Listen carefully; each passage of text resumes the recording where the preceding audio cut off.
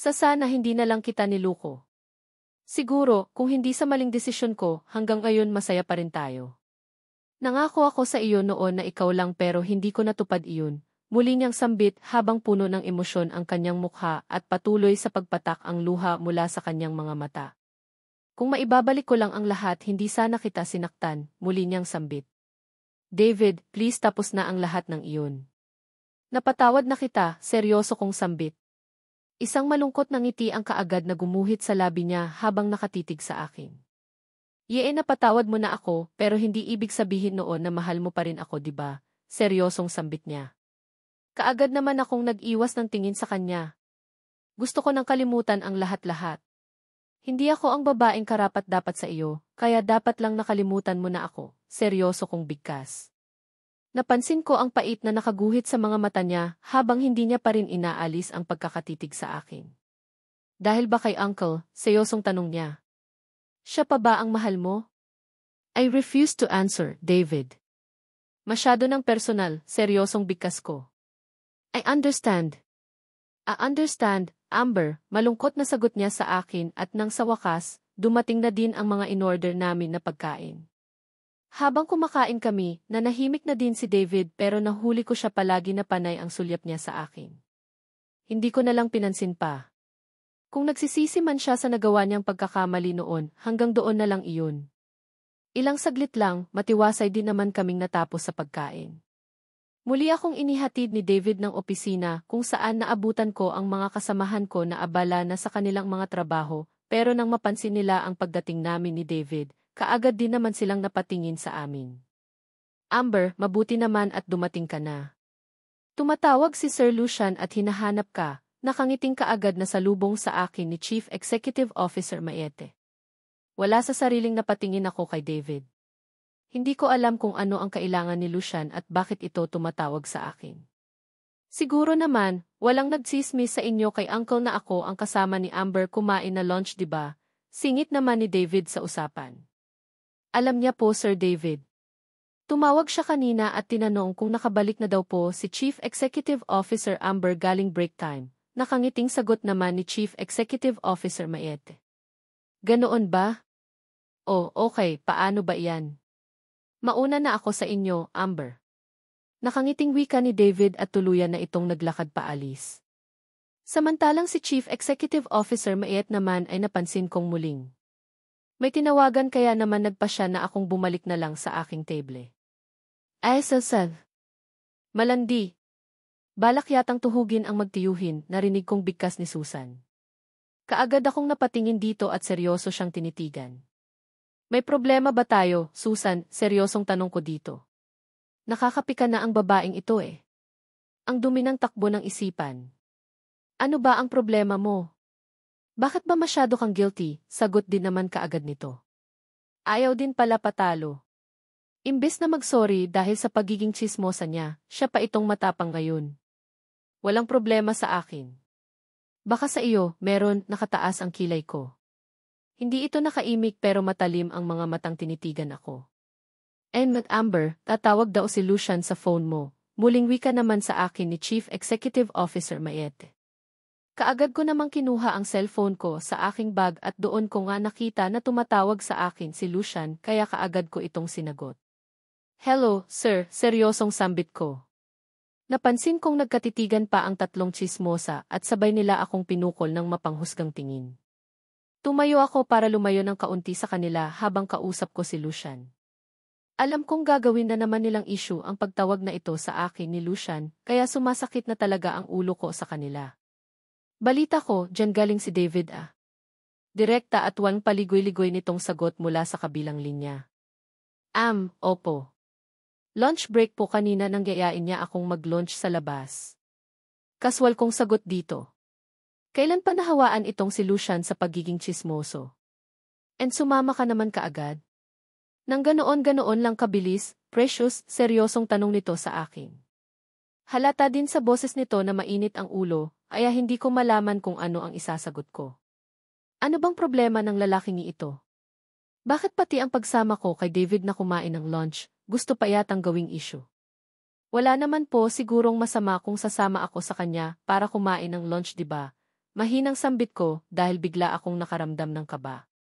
Sa maiksing panahon na magkasama kami ni Lucian noon, kilala ko siya. Kilalang-kilala ko na siya at kahit sa boses, alam ko kung kailan siya galit or hindi. Pabalik na ako ngayong ng Manila. Hintayin mo ako sa opisina, mag-usap tayo. Singlamig ng yelo ang boses nito, kaya naman hindi ko maiwasan na makaramdam ng pangamba. God, kailan pa maging mali ang i-accept ang invitation ng isang dating kakilala na kumain ng lunch sa labas? Pagkatapos namin mag-usap ni Lucian sa phone, hindi na ako makapag-concentrate muli sa aking trabaho. Bigla kasi akong nakakaramdam ng pag-alala sa posibleng mangyari mamaya pagdating ni Lucian. Hindi ko alam kung bakit ganoon na lang ang naging reaksyon niya noong nalaman niya na sumama ako kay David na kumain ng lunch. Kung totoosin, wala na dapat siyang pakialam pa sa buhay ko dahil matagal naman na kaming hiwalay at nangako na din ito sa akin na hindi niya na ako pakikialaman pa. Amber, dumating na si Sir Lucian. Hindi ko alam kung ilang minuto na akong tulala na nakatitig sa monitor ng aking computer. Bigla na lang kasi akong kinalabit ni Sapphire at tulala akong napatitig sa kanya. Ha, gulat kong bigkas. Natawa naman ito. Ano ba ang nangyayari sa iyo? Bakit ka ba tulala, nakangiti nitong sambit? Hindi naman ako nakaimik. Ayos lang iyan. Hayaan mo iyang mga kasamahan natin na kainggitan ka. Palibhasa kasi napapansin lang sila ni Sir Lucian kapag pagalitan sila kaya ang laki ng inggit sa iyo, nakangiti nitong muling bigkas. Pigil ko naman ang sarili ko na matawa sa sinabi nito. Lalo na nang mahahip ng tingin ko ang nanlilisik na mga mata ni Susan na nakatitig sa akin. Heist, ang laki nga ng inggit at alam kong mahirap gamutin iyon. Sa totoo lang, nawawalan na ako ng amor sa mga kasamahan namin dito sa trabaho. Noong una lang sila mabait sa akin. Kasalanan ko ba kung bakit iba ang pagtrato ni Lucian sa akin kumpara sa kanila? Kasalanan ko din ba kung yayain ako ni David na kumain ng lunch kasama ito? Chief Executive Officer Amber, pasok na daw kayo sa loob ng opisina ni Sir. Nasa ganoon kaming pag-uusap ni Sapphire nang bigla na lang lumapit sa akin si Chief Executive Officer Mayet at sinabi nito na hinihintay na ako ni Lucian sa loob ng opisina nito. Hays, dumagdag pa talaga sa isipin ko itong si Lucian eh. Kung makaasta kasi akala mo wala na akong karapatan pa na magdesisyon sa sarili kong buhay. Bumabalik na naman yata siya sa dati. Wala sa sariling napasulyap ako sa monitor ng computer para tingnan ang orasan at nang makita ko na halos 4:00 na ng hapon, dali-dali na akong tumayo para matapos na ito. Para naman alam ko kung galit ba talaga ito sa akin or hindi. Okay, Chief Executive Officer Mayet. Thank you. Seryosong bigkas ko. Fighting, Amber. Kaya mo iyan. Nakangiting sabat naman ni Sapphire sa akin, kaya naman tipid ko siyang inisyan. Mabuti pa itong din Sapphire laging pinapalakas ang loob ko noon pa man. Ni hindi talaga nagbago ang pagtrato niya sa akin. Bigla ko din tuloy na Chief Executive Officer si Ruby. Kumusta na kaya ang baklita na iyon? Silang dalawa lang talaga ni Sapphire ang nakakaintindi sa akin eh. Mula sa pagkakaupo, mabilis na akong tumayo para puntahan na si Lucian sa loob ng opisina nito. Kumatok lang ako ng 3 beses bago ko dahan-dahan na binuksan ang pintuan at pumasok sa loob. Pagkapasok ko sa loob, bumungad sa paningin ko ang seryosong mukha ni Lucian na halatang hinihintay ako. Gusto niya daw po akong makausap, sir. Mahinang sambit. Mula sa pagkakaupo sa kanyang swivel chair, mabilis naman itong tumayo at naglakad patungo sa may malaking salaming dingding kung saan mula sa kanyang kinatatayuan, tanaw niya ang naglalakihang mga buildings sa buong paligid. Saan ka dinala ni David kanina? Seryosong tanong niya sa akin. Nabangit ko na po kanina na kumain lang kami ng lunch, mahinang sambit ko. Isang katahimikan ang namayani sa buong paligid bago ito dahan-dahan na humarap sa akin. Alam mo bang hindi ako natutuwa sa pagsama mo sa pamangkin ko, Precious? Seryosong tanong niya. Hindi ko naman malaman kung ano ang isasagot ko. Wala akong idea kung bakit galit siya gayong wala naman akong ginagawang masama. Precious, alam mong sa lahat ng ayaw ko ay iyong hindi nasusunod ang gusto ko. Pinilit kong sundin lahat ng gusto mo pero kung ganitong may ibang lalaking aali-aligid sa iyo, hindi ko kayang magsawalang kibo. Nasasaktan ako, walang paligoy-ligoy niyang sambit. Hindi naman ako makapaniwala sa narinig ko mula sa kanya. Ano na naman ba ito? Ano na naman ba ang gusto niya? Bakit siya nasasaktan gayong wala naman akong ginagawang masama? Hay, hindi ko po maintindihan. Matagal na kaming magkakilala ni David at wala naman sigurong masama kung sumama ako sa kanya na kumain ng lunch, 'di ba? Naguguluhan kong tanong sa kanya. Yes, matagal na kayong magkakilala pero ayaw kong bigyan ka ng chance na muling mahulog sa kanya. Really? Just because hanggang ngayon hindi ko pa rin kayang makita na may lalaking gusto kang agawin sa akin. Hindi ko kayang makita na may ibang lalaking aali-aligid sa iyo, liban sa akin. Seryosong sambit niya, habang kitang-kita ko sa mga mata niya ang matinding determinasyon. Pakiramdam ko bigla akong nabingi sa sinabi niya. Pakiramdam ko muli na naman kaming bumalik sa dati. David is the nephew at hindi ako mangingimi na itakwil at talikuran siya kapag gumawa siya ng mga bagay na labag sa kalooban ko, seryosong muling sambit niya. Kagaya noon, kitang-kita ko sa mga mata niya ang kislap ng galit. Ganito siya sa akin noon. Ayaw na ayaw niyang nakikita na may ibang lalaking lumalapit sa akin. Lucian, nakalimutan mo na ba? Nangako ka sa akin na hindi mo na ako pakikialaman. Boss kita at empleyado mo ako at wala naman sigurong masama kung makikipagkaibigan ako sa opposite sex ko, diba? Seryosong sambit ko. No, hindi pwede. Nakalimutan mo na ba ang makailang ulit kong sinabi sa iyo noon?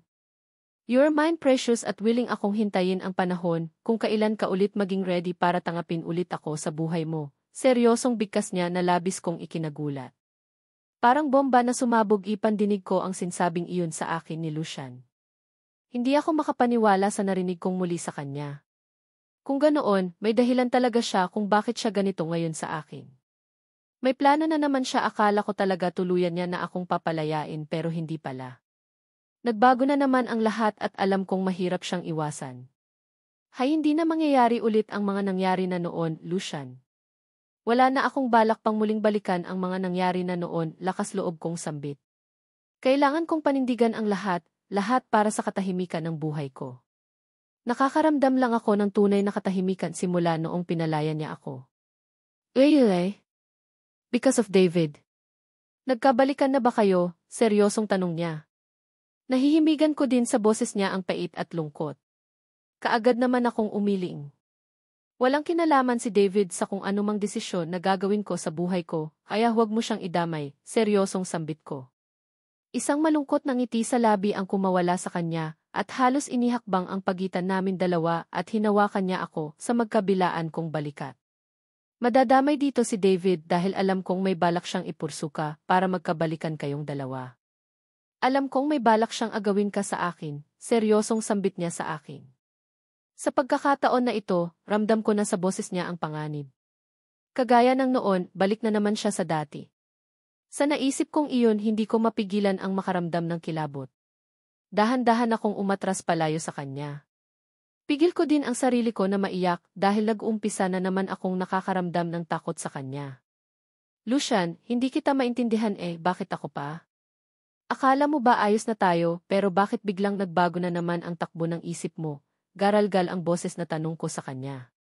Just because, ipinanganak ka na para sa akin lang at simula nang nakilala kita, pinangako ko na sa sarili ko na walang ibang magmamay-ari sa iyo, kundi ako lang, precious. Ilang taon din akong naghintay. Pinagbigyan kita sa gusto mo pero hindi ibig sabihin na isusuko kita sa iba. Dapat akin ka lang, naiintindihan mo ba? Akin ka lang, precious, seryosong sambit niya. Ang kabog na nararamdaman ng puso ko ay mas lalo pa yatang dumuble. Pakiramdam ko biglang nanginig lahat ng laman ko sa aking katawan. Kung alam ko lang na magiging ganito na naman, pinanindigan ko na lang sana ang huwag mag-apply sa kumpanya nito. Para habang buhay na hindi na kami magkikita at hindi ko siya nakaka-interact ng kagaya sa ngayon. Hindi kita gusto. Ayaw ko na at sana huwag mo akong bigyan ng dahilan para mas lalo kang kamuhian, seryosong sambit ko. Pagkatapos noon, walang sabi-sabing basta ko na lang siyang tinalikuran. Naglakad ako palabas ng kanyang opisina habang ramdam ko ang panginginig ng aking kalamnan. Tulala akong naglakad pabalik sa aking table. Ni hindi ko na nga pinansin pa ang makahulugang pagtitig sa akin ng mga kasamahan ko sa trabaho. Amber, ayos ka lang ba? Pigil ko ang sarili ko na maluha sa tindi ng emosyon na nararamdaman ko nang marinig ko ang boses ni Sapphire at ang mahinang pagkalabit nito sa akin. Wala sa sariling napaangat ako ng tingin at direktang tumitig sa kanya. Mauna na akong mag-out, Sapphire. Seryosong sambit ko. Napansin ko ang pagkagulat na kaagad na rumihistro sa mga mata nito bago tumango. Sasamahan na kita. Early out na din ako, seryosong sambit niya. Hindi na ako umimik at basta ko na lang dinampot ang aking bag pagkatapos noon nag-umpisa. Na akong naglakad paalis. Muli narinig ko ang mahinang bulungan ng mga kasamahan ko. Nagtataka sila kung saan daw ako pupunta. Na ang lakas ko daw sa boss namin dahil kahit hindi pa oras ng uwian, aalis na daw ako. Lahat ng iyon pinalagpas ko lang dahil ayaw ko nang dagdagan pa ang mga isipin ko, lalo na at alam ko na kung ano man ang mga pinagsasabi ni Lucian kanina ay gagawin niya talaga. Alam ko din na simula ngayong araw, mag-uumpisa na naman siyang guluhin at pakialaman ang buhay ko. Are you sure ayos ka lang? Nag-aalalang tanong sa akin ni Sapphire, habang nandito kami sa loob ng kanyang kotse. Pauwi na ako ng kondo at nagbuluntaryo na naman ito na ihahatid niya daw ako. No. Hindi ako okay. Siguro, kailangan ko nang mag-resign sa trabaho, seryosong sambit ko. Iyan ang plano ko ngayon kaysa naman patuloy kong titiisin ang ginagawang panggugulo ni Lucian sa buhay ko. Ayaw ko nang dumating sa punto na baka mamalayan ko na naman na muli niya akong nabihag. Ha? Bakit naman? Sayang naman kung basta ka na lang aalis ng trabaho, Amber, seryosong sambit niya. Isang malalim na buntong hininga ang pinakawalan ko bago ako tumitig sa kawalan. Hindi ako titigilan ni Lucian, seryosong sambit ko. Si Sir Lucian. Teka lang, bakit siya ang dahilan? May ginawa ba siyang mga bagay na hindi mo nagustuhan, seryosong tanong niya sa akin. Wala naman, kaya lang kilala ko siya noon pa man. Alam ko kung anong klaseng ugali meron siya, seryosong sambit ko. Hindi naman nagsalita ulit si Sapphire kaya nanahimik na din ako. Inihatid lang ako ni Sapphire sa kondo at mabilis na din siyang umalis. May pupuntahan pa daw kaya hinayaan ko na. Pagkapasok ko sa loob ng kondo, kaagad na din akong nagpalit ng damit pambahay. Pagkatapos, inabala ang sarili sa paghahanda ng makakain. Bihira lang ako kung magluto ng pagkain dito sa loob ng kondo dahil kadalasan order lang ako sa labas. Since wala naman akong umiling balak na pumasok ng trabaho bukas, magluluto ako ng maraming pagkain dahil wala akong ibang gagawin kinabukasan kundi ang mag-relax at matulog. Naging abala ang sumunod na oras sa akin hanggang sa hindi ko mapigilan ang magtaka nang marinig ko ang tunog ng doorbell.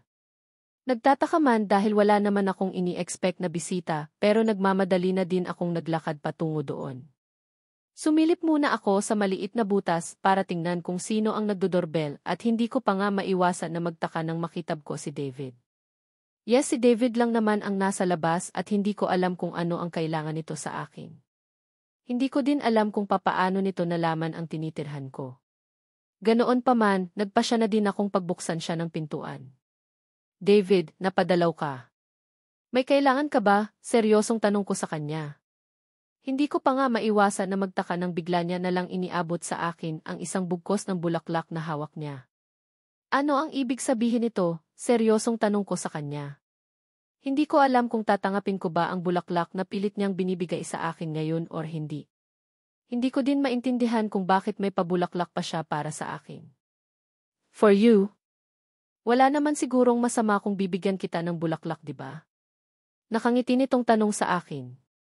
Wala na akong choice pa kundi ang tanggapin ang bulaklak na binigay niya at mas niluwagan ko pa ang pagkakabukas ng pintuan para papasukin siya dito sa loob. Maayos niya naman akong pinuntahan dito sa bahay kaya maayos ko din siyang tatanggapin. Thank you, narinig kong sambit niya pero isang tipid ng ngiti ang kumawala sa labi ko. Pagkatapos noon, hinayaan ko siyang maupo sa salas at binalikan ko ang aking niluluto. May maitutulong ba ako sa iyo, Amber? Narinig ko pang sigaw niya mula sa salas. Ayos na ako dito, David. Saglit lang. Tatapusin ko lang itong niluluto ko. Sigaw pa balik ko din sa kanya. Since nandito na rin lang siya, iayain ko na din siyang sabayan ako na kumain ng dinner. Sa totoo lang, mas palagay ang loob ko kay David compare kay Lucian. Naging mabait kasi siyang boyfriend sa akin noon. Kung hindi lang siguro siya natukso kay Aurora baka hindi kami naghiwalay eh. Heist, sayang ang relasyon naming iyon pero kailangan kong tangapin ang katotohanan na ang feelings ng tao ay nagbabago. Na hindi lahat ng gusto natin ay nasusunod. Naka-moved on na ako kay David at kung may balak man siyang ligawan ulit ako, sorry na lang. Wala na akong balak pang makipagbalikan sa kanya. Natapos ang relasyon namin noon sa hindi maayos na paraan kaya walang dahilan para bigyan siya ng chance na muling bumalik sa buhay ko. Saktong tapos na akong magluto at maghahain na sana ako para makakain nang marinig ko ang muling pagtunog ng doorbell. Hindi ko tuloy maiwasan na magtaka. Sino na naman kaya ang nasa labas? Amber, may ini-expect ka bang bisita? Narinig kong tanong ni David sa akin. Bago pa ako makalapit sa main door. Naunahan niya na ako. Binubuksan niya na ang pintuan na hindi man lang sinilip kung sino ang nasa labas. What are you going here? Pagkabukas pa lang ni David ng pintuan ng condo unit, ang seryoso at galit na boses na kaagad ni Lucian ang umalinggaw sa buong paligid. Para akong ipinako sa aking kinatatayuan nang basta niya nalang bigwasan si David. Uncle. Narinig kong sambit ni David. Halata sa boses nitong nasaktan ito sa bigwas na ibinigay sa kanya ng kanyang tiyuhin. Dali-dali naman akong napakapit sa kanila. Lucian, ano ba? Ano ang ginawa mo? Seryosong sambit ko. Ako naman ang pinagbalingan ng galit niyang mga tingin, kaya naman hindi ko maiwasan na makaramdam ng takot. Ano ang ginawa ko? Tell me Precious, ano ang ginagawa ng lintik na lalaking iyan dito sa loob ng condo unit ko? Galit niyang sigaw sa akin. Para namang bomba na sumabog sa pandinig ko ang katagang binitiwan niya. Kondo niya daw. Paanong nangyari iyon gayong ang alam ko si Sapphire ang nagmamay-ari ng unit na ito? Kondo mo. Ano ang ibig mong sabihin? Nagtataka kong tanong kay Lucian. Paanong naging kondo niya gayong ang alam ko si Sapphire ang dahilan kaya ako tumira dito? Kakasabi ko lang sa iyo kanina na hindi ka pwedeng mag-entertain ng kahit na sinong lalaki, Precious. Nakalimutan mo na ba ang sinabi ko, akin ka lang at walang ibang magmamay-ari sa iyo, kundi ako lang, seryosong bigkas niya. No. Hindi ako pumapayag. Nangako ka sa akin noon na hindi mo na ako pakikialaman pa. Napapalayain mo na ako at hindi mo ako guguluhin kahit kailan, seryosong sambit ko. Isang makahulugang ngiti ang gumuhit sa kanyang labi at seryoso niya akong tinitigan. Noon iyon, nagbago na ang isip ko ngayon. Lalo ka at alam kong balak kang ligawan ng gagong ito, galit niyang sambit at muli niya na namang sinapak si David na siyang dahilan kaya mahilo-hilo itong napahiga sa sahig. Lucian, ano ba? Pamangkin mo si David, bakit mo ba siya sinasakyan, halos? Pasigaw kong bigkas. Nakikita ko ang galit sa kanyang mga mata habang titig na titig siya sa nakahandusay na si David. Basta tungkol sa iyo Precious, kaya kong pumatay ng kadugo ko kapag malaman kung gusto kanyang agawin sa akin, seryosong sambit niya. Hindi naman ako makapaniwala sa narinig. God, malinaw na sa akin ang lahat. Bumalik na naman ang obsession niya sa akin. Ipinakita niya na naman sa akin ang dati niyang pag-ugali. Sub-Chief Executive Officer Riv at gusto niya na namang itatak sa isipan ng lahat na walang ibang pwedeng magmamay-ari sa akin kundi siya lang. Uncle, hindi mo pwedeng pilitin si Amber sa gusto mo. Tandaan mo, hindi natuturuan ang puso. Hindi mo pwedeng idaan sa dahas ang lahat, seryosong wika naman ni David. May malay tao pa rin pala siya, kaya mabilis ko siyang dinaluhan nang bigla na lang siyang sipain ni Lucian sa tagiliran. Fuck you. Kilala mo kung ano at kung paano ako magalit, David. Pamangkin kita at hindi ko akalain na ang babaeng gusto mong agawin sa akin, galit niyang sambit. Uncle, hindi ko siya inaagaw sa iyo. In the first place nauna kong naging girlfriend si Amber compare sa iyo, seryosong sagot ni David dito. Kaagad namang napangisi si Lucian. Nauna kang naging boyfriend niya pero ako ang nakaangkin sa kanya. Now, kung hindi mo pa ititigil iyang kahibangan mo at ipilit pa iyang gusto mo, hindi ako mangingimi na gawin ulit ang ginawa ko sa iyo noon, seryosong bigkas ni Lucian sa pamangkin niya. Hindi ko naman mapigilan ang maikuyom ang kamao ko. Alam kong sa isang pitik lang kayang-kaya niyang makuha lahat ng nais niya. Kagaya ng dati, hindi siya mangingimi na pahirapan ang lahat, masunod lang ang gusto niya. Ganyan ka naman, Uncle eh. Hindi ka marunong lumaban ng patas at lahat idinadaan mo sa dahas. Sige, kung ano ang gusto mo, gawin mo pero hindi mo ako mapipigilan na lapitan si Amber at suyuin ulit. Seryosong bigkas niya. Lalo namang nagsalubong ang kilay ni Lucian dahil sa narinig. Galit nitong tinitigan ang pamangkin bago ako hinawakan sa braso. Okay, gawin mo lahat ng nais mo dahil simula ngayong araw, hindi ka na makakalapit pa kay Precious. Hindi na ako papayag pa, seryosong bigkas niya at impit akong napatili ng walang sabi-sabi isinampay niya ako sa kanyang balikat. Lucian, ano ba? Bitiwan mo ako, galit kong sigaw pero parang walang narinig itong si Lucian. Bagkus mabilis ang hakbang na naglakad siya paalis habang nakasampay ako sa kanyang balikat. Binalaan na kita noon Precious na hindi ka pwedeng makipag-usap sa kahit kaninong lalaki kundi sa akin lang pero ang tigas ng ulo mo. Now, huwag mo akong sisisihin kung makakagawa man ako ng mga bagay-bagay na hindi mo magugustuhan, seryoso niyang sambit. Hindi naman ako nakaimik hanggang sa tuluyan na kaming nakarating sa kanyang kotse at sa pilitang ipinasok niya ako sa loob. Saan mo ako dadalhin? Ihinto mo ang sasakyan at bababa ako, paasik na wika ko kay Lucian. Bahala na siya kung mas lalo siyang magalit sa akin. Wala na akong pakialam pa. Pagod na ako sa kakaibang ugali ng lalaking ito eh. Bakit ba nagbago na naman ang isip niya? Tahimik na ang dati kong buhay tapos heto na naman. Balik na naman ba kami sa dati? Heist? Sa lugar kung saan alam kong walang ibang lalaki na magtatangka na agawin ka sa akin, seryosong sambit niya. Hindi ko naman mapigilan ang mapasimangot. Nababaliw na nga talaga siguro ang lalaking ito. Sa totoo lang, kanina pa ako naguguluhan eh. Kanina ko pa iniisip kung gaano katotoo ang sinabi niya sa akin kanina na pag-aari niya daw ang kondo unit na tinitirhan ko. Imposible kasi talaga dahil ang alam ko si Sapphire ang nagmamay-ari noon eh. Wala sa sariling muli akong napatingin kay Lucian. Nakapikit ang mga mata niya pero salubong ang kilay niya.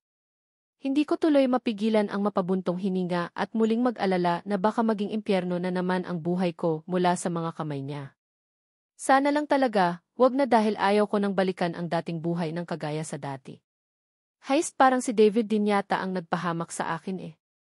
Siguro kung hindi ito pumunta ng opisina at niyaya ako na kumain ng lunch, hindi sana mangyayari ito. Hindi sana parang baliw na naman itong si Lucian eh. Nasa ganoon ako kalalim na pag-iisip nang napansin kong pumasok ang sasakyan sa isang mataas na bakod.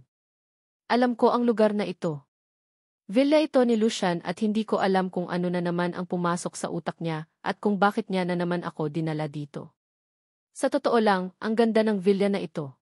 May malawak na swimming pool, malawak na garden na halatang alagang-alaga base na din sa nakikita ko kung gaano kalusog na mga pananim at may fountain pa sa pinakaharap. Iyon nga lang, ginagawa lang yata ito ni Lucian na parang motel. Ilan na kaya ang nadala niyang babae dito? Seryoso ang ekspresyon ng aking mukha nang tuluyan nang huminto ang sasakyan sa mismong pinakaharap ng villa. Napansin kong kaagad na din namang bumaba si Lucian noong pagbuksan siya ng pintuan ng kotse ng isa sa kanyang mga bodyguards. Let's go, narinig kong bigkas niya. Napansin niya marahil na wala akong balak na bumaba, kaya naman inilahad niya ang kamay niya sa harapan ko. Ibalik mo ako sa kondo, seryoso kong bigkas sabay halukip-kip.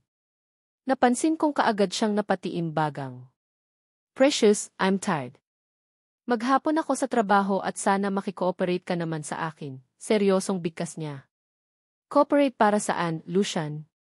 Hello, ikaw ang dapat makinig sa akin. Iuwi mo na ako dahil bukas na bukas din magre-resign na ako ng trabaho. Ayaw na kitang makita lalo na at nakakagalit itong ginawa mo. Hindi ka na naman sumunod sa usapan. Galit kong bigkas sabay halukip-kip. Napansin kong lalong nagsalubong ang kilay niya. Tiimbagang niya din akong tinitigan. Resign? Don't think so, seryosong bigkas niya at walang sabi-sabi na basta niya nalang hinila palabas ng sasakyan. Mas malakas siya kumpara sa akin, kaya mabilis niyang naisakatuparan ang nais niya. Parang sako ng bigas niya akong isinampay sa kanyang balikat at mabilis ang hakbang na naglakad papasok ng villa. Pinilit kong pumalag pero hindi niya ako pinansin. Hanggang sa namalayan ko na lang na paakyat na kami ng second floor ng villa. Lucian, ano ba? Bitiwan mo sabi ako eh, galit kong sigaw sa kanya pero parang biglan siyang naging bingi. Hindi niya ako pinansin hanggang sa nakarating kami sa isa sa mga kwarto at walang sabi-sabing basta niya na lang akong hinagis sa kama. Wala sa sariling napamura ako dahil sa gulat. Fuck you, Lucian. Ano ba itong ginagawa mo, ha? Galit kong sigaw sa kanya. Mabilis akong bumangon ng kama para sana mas makumpronta ko pa sana siya, kaya lang parang wala lang ang naglakad siya patungo sa pintuan ng silid. Rest habang pinapahanda ko pa ang pagkain natin. Don't worry, I will pack you later, seryosong bigkas niya na mas lalo kong ikinagulat. Wala sa sariling mabilis kong nadampot ang isa sa mga unan at buong panggigigil na ibinato sa kanya. Lucian! I hate you, galit kong sigaw pero parang walang narinig at tuloy-tuloy lang siyang lumabas ng silid. Naiwan naman akong nagingit-ngit ang kalooban sa sobrang inis. Pagkatapos ng ilang minuto pagkalabas ni Lucian ng silid, dali-dali akong bumaba ng kama at may pagmamadali sa kilos na naglakad ako patungo sa pintuan ng silid at dahan-dahan na pinihit ang doorknob at laking tuwa ko nang mapansin ko na hindi iyon nakalock. Kung ganoon, mukhang wala naman yatang balak si Lucian na gawin akong bihag eh. Hinayaan nitong bukas ang pintuan so ibig sabihin, pwede akong lumabas at iyon na mga ang ginawa ko. Lumabas ako ng silid at diretsong tinahak ang hagdan pababa para lang matigilan ng may biglang nagsalita sa likuran. Saan ka pupunta? Wika ng isang seryosong boses. Napatigil ako sa paghakbang at kinakabahan na napalingon at hindi maiwasan na makaramdam ng kaba nang tumampad sa paningin ko ang seryosong hitsura ni Lucian. Sa ibaba. Maghahanap, iinom sana ako ng malamig na tubig, kinakabahan kong sagot sa kanya. Napansin kong seryoso lang itong tumitig sa akin at mabilis na naglakad palapit. Since nandito ka na din lang. Maghanda ka. Aalis tayo, seryoso niyang bigkas at hindi ko pa nga maiwasan na magtaka ng magpatiuna na itong naglakad pababa ng hagdan. Kaagad ko naman itong nasundan ng tingin. Aalis daw kami? Nang ganitong oras? Saan na naman kami pupunta? Hindi ko naman mapigilan na mapasimangot at sinundan siya. Well, mas mabuti nga ang ganito. Walang dahilan na magtagal dito sa villa so ibig sabihin, safe ako. Wala naman talaga siguro siyang balak na gawan ako ng masama, kagaya na lang sa kung ano ang iniisip ko. Marumi lang yata ang takbo ng isipan ko at nakakahiya iyon. Masyado lang yata akong assuming lalo na at kilala ko ito. Si Lucian. Kung may balak talaga siyang gawan ako ng masama, kanina niya pa sana ginawa iyon. Imbes na sa kitchen ako pupunta para kumuha ng malamig na tubig, sinundan ko na si Lucian patungo sa kanyang kotse. Hindi ko na nga hinintay pa na iayain niya akong sumakay dahil kusa na ako. Sumakay sa loob. Saan tayo pupunta? Seryosong tanong ko sa kanya. Magkatabi na naman kami dito sa likurang bahagi ng sasakyan dahil may personal driver naman siya. Iyon nga lang, ang tanong kong iyon ay walang nakuhang kasagutan kaya naman nanahimik na lang din ako at inabala ang sarili ko sa kakatitig sa labas ng bintana ng sasakyan kung saan mukha yatang alam ko na kung saan kami patutungo. Bakit dito? Hindi ko pa nga mapigilang tanong sa kanya nang kusang huminto ang sasakyan sa parking area ng isang bar. Ito din iyong bar na pinuntahan namin kailan lang kung saan nakasama namin ang kanyang mga kaibigan. Bakit? Ayaw mo ba dito? Seryosong tanong niya sa akin. Ayaw, masyadong bastos ang mga palabas sa bar na iyan, nakaingos kong sagot sabay halukip-kip. Narinig ko ang mahina niyang pagtawa bago niya inutusan ang driver na mag-drive paalis. Sa isang restaurant kami napunta na labis kong ipinagpasalamat. Habang hinihintay namin ang aming order, hindi ko maiwasan na makaramdam ng kaba nang mapatingin ako sa kabilang table. May napansin kasi akong isang familiar na mukha. Yes, kung hindi ako maaring magkamali si Loren iyon, si Loren nga at kitang-kita ko ang gulat sa mukha nito nang napatingin din ito sa gawin naming dalawa ni Lucian. So, nandito din pala ang babaeng iyan, narinig kong sambit ni Lucian. Hindi lang pala ako ang nakakita kay Loren kundi siya din. Sino iyang kasama niya? Daddy niya, seryosong tanong ko pa nga dito habang nakatitig ako sa kasama ni Loren na kumakain. Isa iyong matandang lalaki, kalbo at malaki ang tiyan. Dalawa lang iyan. Customer niya or din kaya sugar daddy niya, seryosong sagot niya sa akin, hindi ko naman mapigilan ang mapataas ng kilay. Sa tono kasi ng boses niya ngayon, mukhang wala na talaga siyang pakialam kay Loren. Sa bagay hindi naman siguro siya papayag na magtrabaho si Loren sa bar, kung may pagtingin pa siya sa babaeng iyon. Mukhang ang dami na nga sigurong nagbago sa nakaraan. Kagaya na lang nitong si Lucian, minsan matino siya minsan naman lumalabas din talaga ang pangit na pag-ugali. Naging maayos naman ang sumunod na nangyari sa pagitan naming dalawa ni Lucian. Mukhang hindi na yata mainit ang ulo niya dahil maayos na ulit ang pakikitungo nito sa akin. Well, kung ganito naman palagi ang ipinapakitang pag-ugali, tiyak akong magkakasundo din kami. Simple lang naman ang gusto ko sa buhay ko eh. Iyon ay maging malayo sa gulo at sakit ng ulo. Ayaw na ayaw ko din na iparamdam niya sa akin na pag-aari niya ako. Napansin kong napaangat ng tingin si Lucian sa akin nang bigla na lang akong tumayo. Kakatapos lang namin kumain at gusto kong magbanyo. What? Seryosong tanong niya. Pigil ko naman ang sarili ko na mapasimangot. Magbabanyo ako. Gusto mong samahan ako, pabalang kong sagot sa kanya. Napansin ko pa nga ang pagtaas ng kabilang sulok ng labi niya habang titig na titig siya sa akin. Okay, pero bumalik ka kaagad. Huwag kang magtagal sa loob ng banyo, kung ayaw mong sundan kita doon, seryosong sambit niya. Hindi ko naman mapigilan ang mapairap dahil sa sinabi niya at mabilis na naglakad paalis. Kailan pa ba naging easy, Lucian? I sis whatever. Bahala siya sa buhay niya. Mabilis akong pumasok ng banyo at ginawa ko kung ano ang gusto kong gawin. Kaya lang habang naghugas ako ng aking kamay siyang pagbukas naman ng pintuan ng banyo. Hindi ko na sana papansinin pa nang mula sa refleksyon ng salamin na pansin kong si Loren pala ang pumasok. Amber! Ikaw nga. Kung ganoon, hindi ako namamalikmata kanina. Buhay ka nga, seryosong tanong niya. Hindi ko naman mapigilan ang mapataas ng kilay dahil sa sinabi niya. Ano ba ang akala ng babaeng ito sa akin? Patay na ako. Tanga ba siya? Ano sa palagay mo sa akin? Naisa akong multo, nakataas ang kilay na tanong ko sa kanya. Napansin ko ang biglang pagbabago ng ekspresyon ng kanyang mukha. Matalim ang mga matang tinitigan niya ako at hindi na nakakagulat iyon. Alam kong noon pa man, mainit na ang ulo nito sa akin. At alam ko din na siya ang dahilan kung bakit muntik na akong napatay ni Lucian noon. Kung hindi dahil sa kasinungalingan nitong si Loren, hindi ko sana masyadong naranasan ang kalbaryo ng buhay. Alam mo bang ikaw ang dahilan kung bakit ako nakakaranas ng hirap ng buhay ngayon? Galit niyang tanong sa akin. Hindi ko naman maiwasan na mapataas ng kilay. At bakit naging kasalanan ko pa gayong sa naalala ko, ikaw itong may atraso sa akin, seryosong tanong ko sa kanya.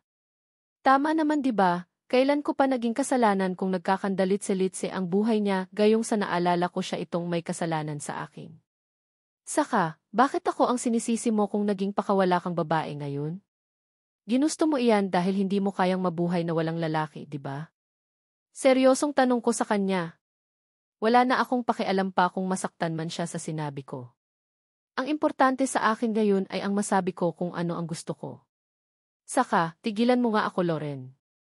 Wala akong atraso sa iyo para sisihin mo ako sa mga bagay-bagay na hindi ko ginawa, seryosong muli kong wika sa kanya. Napansin kong mabilis siyang humakbang palapit sa akin, kaya napaatras naman ako. Baka kung ano na naman ang maisip na gawin ng babaeng ito sa akin. Maganda na iyong alerto ako sa lahat ng oras. Kasalanan mo. Sobrang kasalanan mo. Dumating ka lang sa buhay ni Lucian, nagkandalit-silitse na ang buhay ko. Nawala ang lahat sa akin at naging pakawala akong babae, galit niyang bigkas. Sa pagkakataon na ito, bigla na lang nawala ang poise niya. Kitang-kita ko sa mukha niya ang matinding pagkasuklam. Nang dahil sa iyo natikman ko ang kalupitan ni Lucian. Nang dahil sa iyo, nasira ang buhay ko, muli niyang bigkas at kaagad na nanlaki ang mga mo sa gulat. Nang bigla na lang niyang itinaas ang kanan niyang palad at akmang sasampalin niya sana ako, pero laking pasalamat ko nang biglang bumukas ang pintuan ng banyo. Pumasok arig seryosong mukha ni Lucian sabay hawi kay Loren bago siya nagmamadaling lumapit sa akin. Precious, ano ang nangyari? Nasaktan ka ba? Seryosong tanong niya sabay sipat ng tingin sa akin mula ulo hanggang paa. Talagang chinik niya kung nasaktan ba talaga ako or hindi at hindi ko naman malaman kung ano ang sasabihin ko. Lucian, ayos lang ako. Dumating ka sa tamang oras kaya hindi natuloy ang tangkang pagsampal niya sa akin, seryosong bigkas ko. Tinitigan ko pa ng masmas si Loren na noon ikitang-kita ko ang pait sa mga mata habang nakatitig sa aming dalawa ni Lucian. Loren, how many times I told you na bawal mong lapitan at kausapin si Precious? Ano ito? Ano na naman ito? Hindi ka ba talaga titigil? Gusto mo bang ipalumno kita sa mga tao ko? Halos pasigaw na tanong ni Lucian kay Loren. Kung gaano siya kanina kamahinahon habang tinatanong niya ang kalagayan ko siyang kabaliktaran naman ang naging approach niya kay Lauren. Lucian, buhay siya. Buhay si Amber pero bakit mo ako pinapahirapan ng ganito? Alam mo bang sobrang nagdusa ako dahil sa ginawa mo sa akin? Pinatapon mo ako sa kasa na siyang dahilan kaya nakunan ako tapos heto siya. Buhay si Amber. Buhay na buhay siya habang ako nagdurusa, umiiyak na wika ni Lauren kay Lucian. Kung hindi ka gumawa ng mga bagay na muntik nang ikinapahamak ni Precious noon, hindi mo mararanasan ang mga ganitong bagay.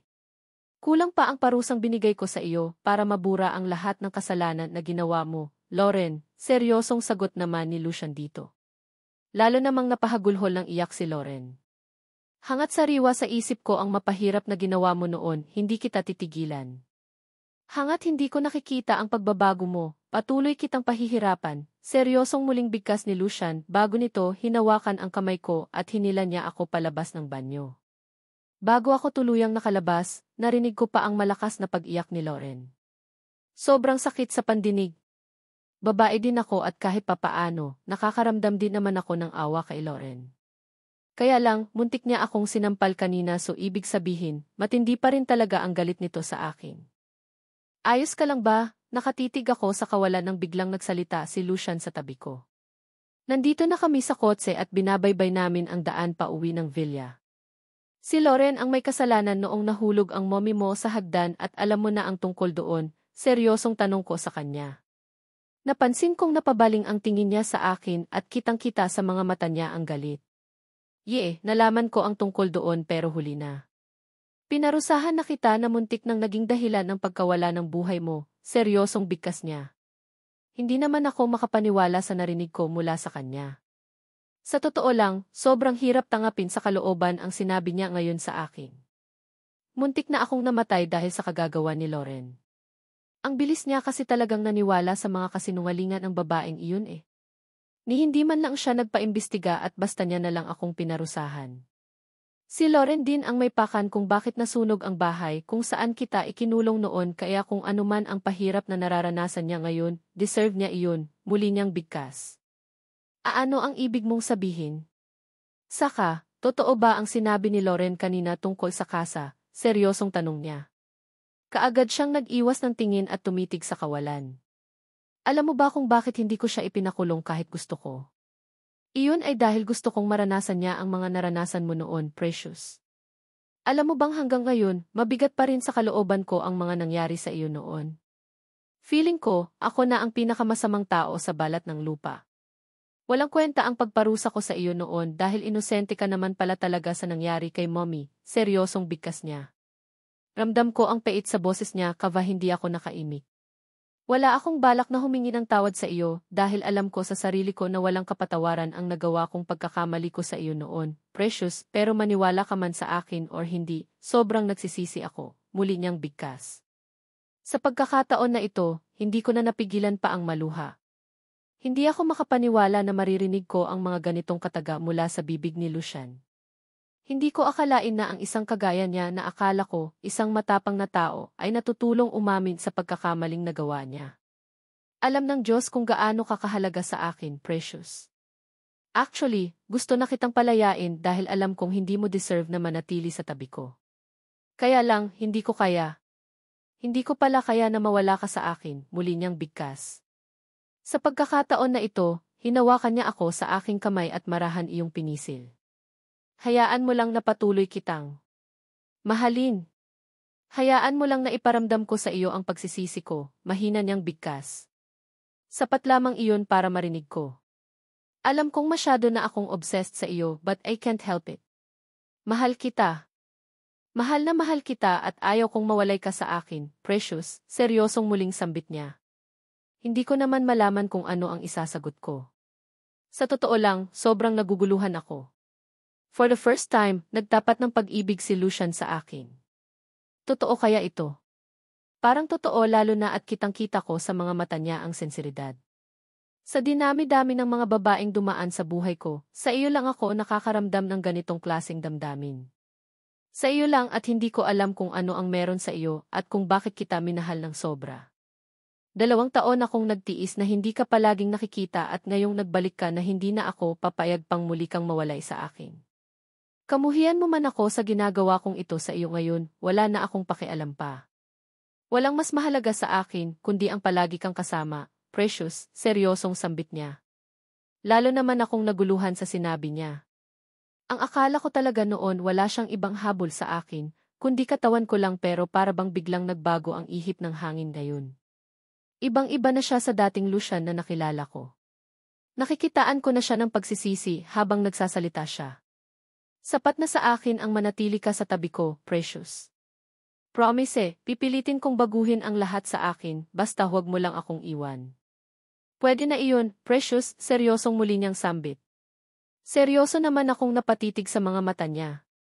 Gusto kong makita sa mga mata niya kung gaano siya kaseryoso sa sinasabi niya ngayon sa akin. Kung gusto mong maging maayos ulit ang lahat, pwede bang pakinggan mo din ang kung ano ang gusto ko, Lucian, seryosong tanong ko sa kanya. Sa pagkakataon na ito, mas naging mahinahon na ako at medyo nawala na ang mga agam-agam na bumabalot sa puso ko. Yea, of course. I am willing na makinig sa kung ano man ang nais mo, Precious. Anything, ibibigay ko sa iyo basta mangako ka lang sa akin na hindi mo ako iiwasan at manatili ka sa tabi ko kahit na ano ang mangyari, seryoso niyang bigkas. Sa totoo lang, ramdam ko ang sensiridad sa boses niya. Siguro nga, nagbago na din siya. Siguro nga nagbago na din naman siya lalo na at nakita ko kung paano niya ako pinagtanggol kanina kay Lauren.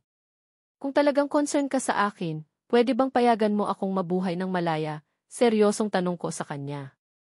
Ano ang ibig mong sabihin, seryosong tanong niya sa akin. Kung talagang concern ka sa akin, pwede bang habang nagtatrabaho ako sa kumpanya mo, ibigay mo ang kalayaan na nais ko. I mean, kung ano ang turing mo sa mga kasamahan ko sa trabaho, ganoon din sana sa akin. Nakakainis na kasi pinagsitsimisan na ako ng lahat porket babae mo daw ako, seryosong wika ko sa kanya. Alam kong imposible itong hinihiling ko sa kanya pero gusto ko pa rin subukan kung papayag ba siya. Gusto kong subukan kung sincere ba talaga siya sa sinasabi niya kanina na aayusin niya na daw ang pagtrato sa akin. Sure pero may kondisyon din ako bago ako papayag, sagot din naman kaagad niya sa akin habang may kakaibang kislap akong nakikita sa mga mata niya. Ano iyon, nagtataka kong tanong sa kanya. Kung may kondisyon ako, meron din pala siya. Hindi ka pwedeng tumanggap ng manliligaw. Hindi din pwedeng may aali-aligid na lalaki sa iyo at baka maging kriminal ako at mapatay ko sila, seryoso niyang bigkas. Well, ano pa nga ba ang ini-expect ko sa isang kagaya niya? Ganito naman siya palagi Bawal ako magpaligaw sa iba lalo na at naitatak niya na sa isipan ko na walang ibang lalaking magmamay-ari sa akin, kundi siya lang.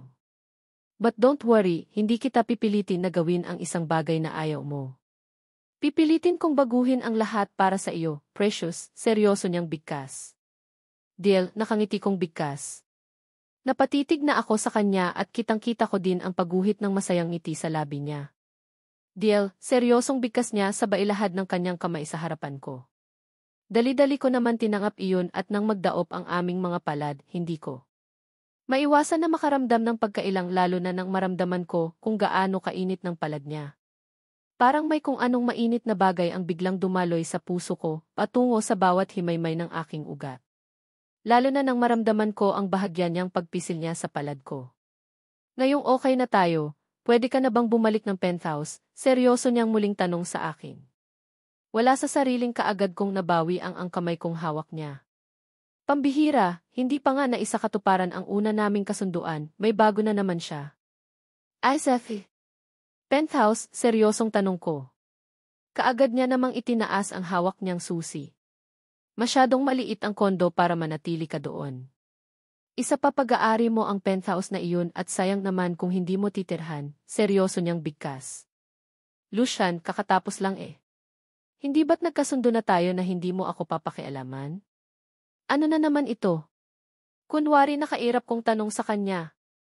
Ano na naman ba iyang nirereklamo mo? Wala namang masama sa sinabi ko, di ba? Gusto ko lang naman makita na komportable ka sa tinitirhan mo at isa pa doon sa penthouse ang mga gamit mo. Intact pa rin naman at sayang naman kung hindi mo gagamitin, nakangiti niyang sagot sa akin. Muli akong napairap. Ewan ko ba, sa pagkakataon na ito, ramdam ko na payapang kalooban habang kausap siya. Sana lang talaga magtuloy-tuloy na para naman wala ng sakit ng ulo. Wala din naman akong ibang hangad kundi ang maging maayos at tahimik na buhay at ngayong inoffer niya na iyon sa akin, sino ba naman ako para tangihan siya, 'di ba? Okay, pero tulungan mo akong maghakot ng mga gamit ko. Sa katandaan mo, Lucian, once na hindi ka tumupad sa usapan natin, lalayasan kita. Nagkakaintindihan ba tayo? Seryosong wika ko sa kanya. Deal, natatawa niyang sagot. Hindi ko naman maiwasan na mapaismid at ako na din mismo ang naglahad ng sarili kong kamay sa harapan niya. So, paano ba iyan friends na tayo? Nakangiti kong sagot. Napansin kong kaagad namang nagsalubong ang kilay niya na para bang hindi siya kumbinsido sa sinabi ko. Friends, kunot noon niyang tanong. Ano ba ang dapat? Sagot ko naman kaagad sa kanya. Well, okay, deal ulit, bigkas niya na halata sa boses niya na napipilitan lang siya. Lihim naman akong natawa. Ewan ko sa lalaking ito kung hanggang saan at kailan niya mapanindigan itong pag-uusap naming ito. Basta ang mahalaga ngayon, nagkasundo na kami. Ayos na iyon at sana simula ngayong araw, magiging tahimik na ang buhay ko. Kung gusto mo daw na maging maayos at tahimik ang buhay mo, makipagkasundo ka sa taong akala mo malaking banta sa buhay mo at sa taong wala na yatang ibang gustong gawin, kundi ang itatak sa isipan mo na pag-aari ka niya. Iyon ang ginawa ko kay Lucian at mukhang epektibo naman. Naging maayos din ang lahat-lahat at pumayag na din akong tumira sa penthouse na niregalo niya sa akin noon. Naging maayos naman ang lahat. Naramdaman ko ang paggalang ni Lucian sa akin. Never ko na din naramdaman na pag-aari niya ako. Hindi ko na din masyadong naramdaman ang pagiging obsessed niya sa akin. Kaswal ang pakikitungo ko sa kanya at ganoon din siya sa akin. Palagi niyang sinasabi sa akin na nagsisisi siya sa mga nagawa niyang pagkakamali at babawi. Daw kaya naman palagay ang loob ko na susundin niya ang kung anuman ang pangako niya sa akin. Tomorrow morning, ipapahiram ko sa iyo ang isa sa mga kasambahay ko para ayusin ang mga gamit mo, seryoso niya pang wika sa akin. Kaagad naman akong umiling. Kaya ko na lahat basta bigyan mo lang ako ng kahit na 2 araw na vacation leave, sagot ko din sa kanya. Well, lubos-lubusin ko na nagkakapalat ng mukha ko since ideya niya naman ang paglipat ko dito sa penthouse. Okay, make it 1 week. No salary deduction, nakangiti niyang sagot bago siya naglakad palabas ng penthouse. Are you sure? Talagang hindi ako papasok bukas, nakangiti kong tanong sa kanya. Sa isang iglap para bang nakuha niya ang tiwala ko sa kanya. Na ang tingin ko kay Lucian Gayut ay hindi na lang isang amo or taong walang ibang ginawa dati kundi ang iparamdam sa akin na pag-aari niya ako. Bukas papasok na ang first salary mo at dapat ilibre mo ako. Matikman ko man lang ang katas ng una mong sahod, nakangiti niyang sagot sa akin na para bang normal lang sa amin ang mag-usap ng ganito. Talaga? Okay, bukas kakain tayo sa labas. Ako ang taya, nakangiti kong sagot. Gosh, ano ba ang nangyayari sa akin? Bakit ganito ako kasaya habang kausap siya? Na para bang bigla akong nakahanap ng isa pang kaibigan sa katauhan ni Lucian. Ang mga luha sa aking mga mata ay bigla na lang napalitan ng ngiti.